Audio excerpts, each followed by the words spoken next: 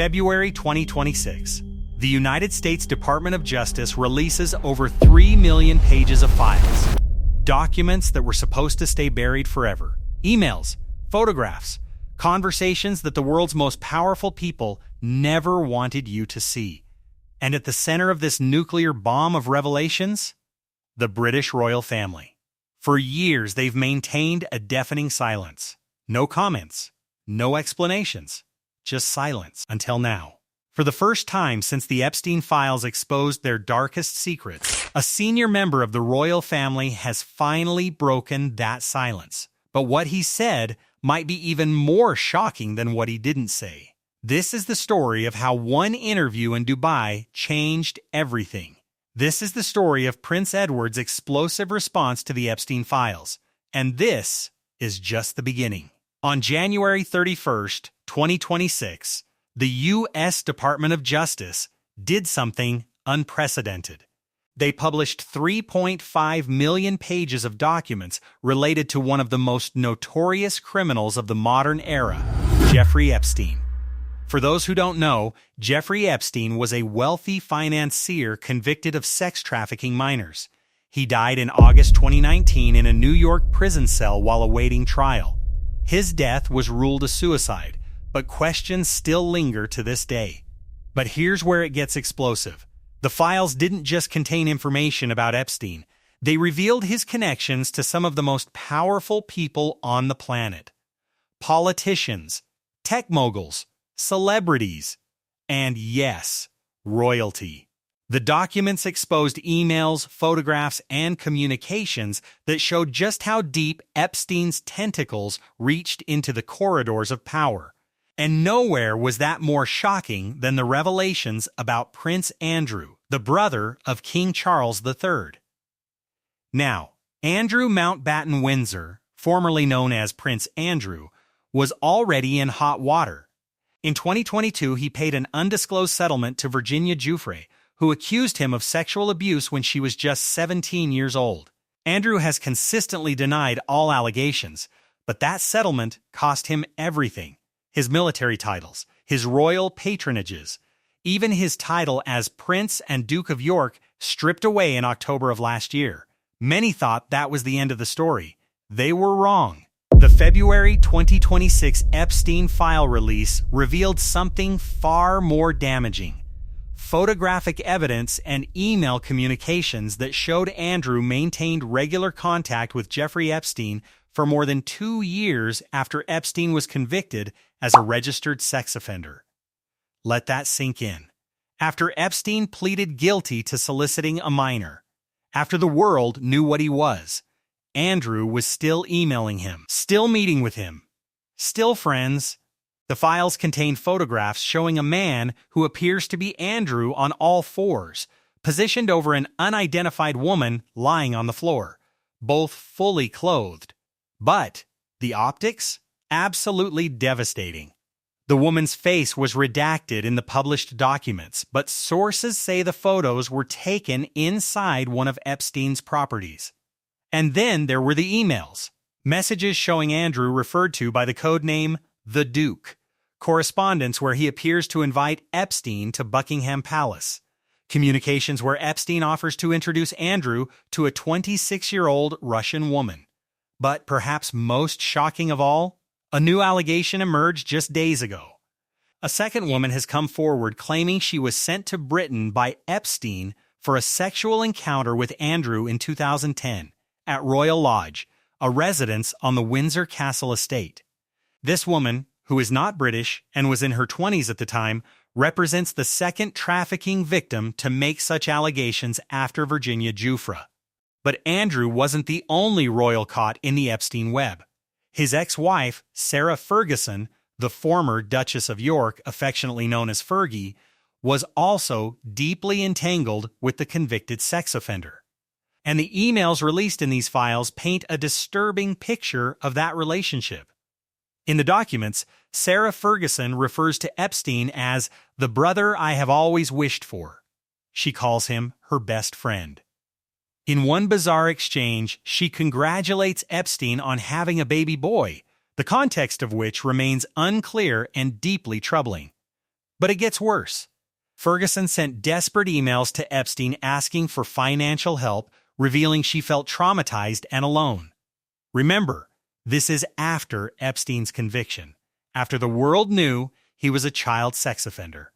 And she was still reaching out to him as a confidant and potential business partner. Documents show that Epstein was set to acquire a majority stake in Sarah Ferguson's brand and business ventures. She even asked him to help find a job for her goddaughter, describing the young woman as pretty with a great body. The goddaughter was 22 years old at the time. The public backlash was immediate and devastating. Just days after these emails were published, Sarah Ferguson announced that her charity, which she founded to combat human trafficking, ironically, would be shutting down permanently.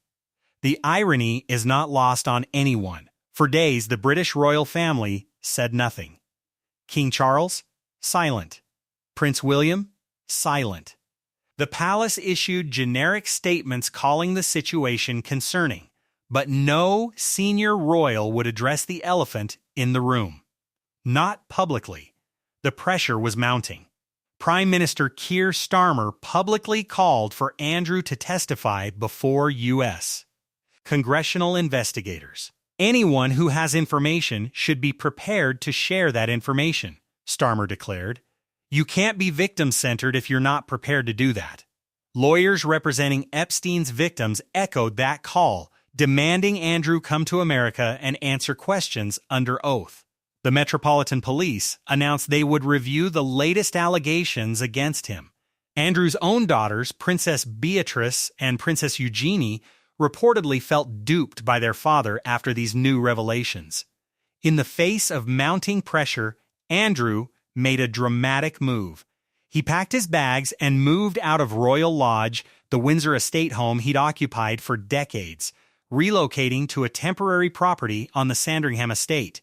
It was a retreat, a withdrawal from public life. But it wasn't enough. The world was watching.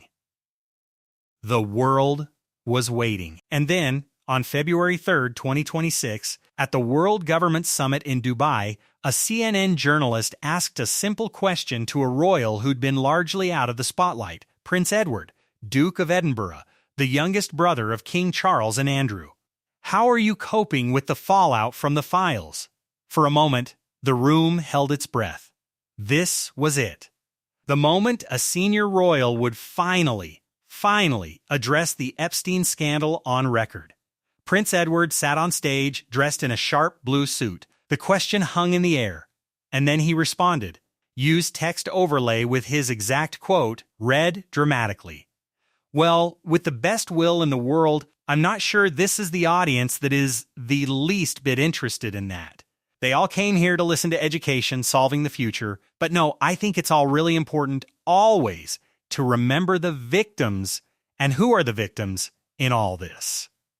Let's break down what just happened. Prince Edward, the first senior royal to publicly comment on the Epstein files, pivoted the conversation away from his brother's scandal and toward the victims. On the surface, it sounds compassionate, noble even. But look closer. He didn't condemn the behavior. He didn't call for Andrew to testify. He didn't express outrage or disappointment. Instead, he deflected, suggested the audience wasn't interested in that, and gave a carefully worded statement that commits to nothing. Royal experts immediately began dissecting his words. Some praised him for showing empathy for victims. Others criticized it as yet another masterclass in royal evasion, saying all the right words while revealing absolutely nothing. So who exactly is Prince Edward? And why does his statement matter? Born March 10, 1964, Edward Anthony Richard Louis is the youngest child of the late Queen Elizabeth II and Prince Philip, Duke of Edinburgh. He's King Charles' youngest brother and Prince Andrew's younger sibling. Unlike his more famous brothers, Edward has largely stayed out of the tabloid spotlight for most of his life. He married Sophie Rhys-Jones in 1999, and they have two children, Lady Louise Windsor and James, Earl of Wessex.